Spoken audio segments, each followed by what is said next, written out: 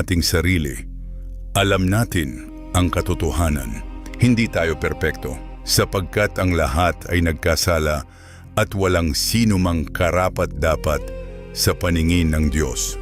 Roma 3:23, walang matuwid, wala kahit isa. Roma 3:10, kung ang Diyos ay banal at makatarungan, ano ang mangyayari sa makasalanan? Sapagkat kamatayan ang kabayaran ng kasalanan. Roma 6:23, sa hukuman ng Diyos.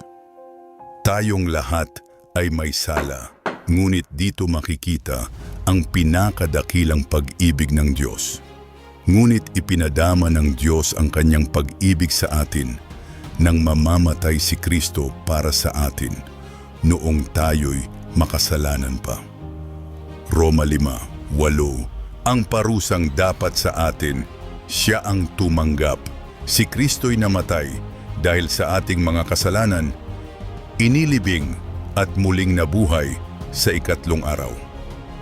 Unang Korinto 15:3-4, dahil kay Kristo may bagong hatol, hindi na hatol ng kamatayan, kundi hatol ng buhay. Ngunit ang lahat ng tumanggap at nananalig sa Kanya ay pinagkalooban niya ng karapatang maging mga anak ng Diyos. Juan 1:12, ngunit may tanong ang Diyos sa iyo ngayon. Tatanggapin mo ba ang kanyang pag-ibig? Nakatayo ako sa labas ng pintuan at tumutuktok. Kung diringgin ni Numa ng aking tinig at bubuksan ang pinto. Pahayag 3:20, Panginoong Hesus, inaamin ko na ako ay makasalanan. Salamat dahil namatay ka para sa aking mga kasalanan at muling nabuhay upang bigyan ako ng bagong buhay.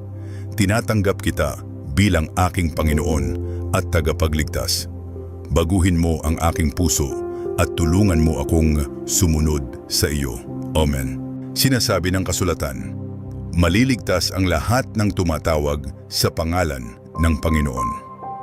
Roma 10:13, kung ang mensaheng ito ay nakaantig sa iyong puso, i-share mo ito sa isang taong nangangailangan ng pag-asa.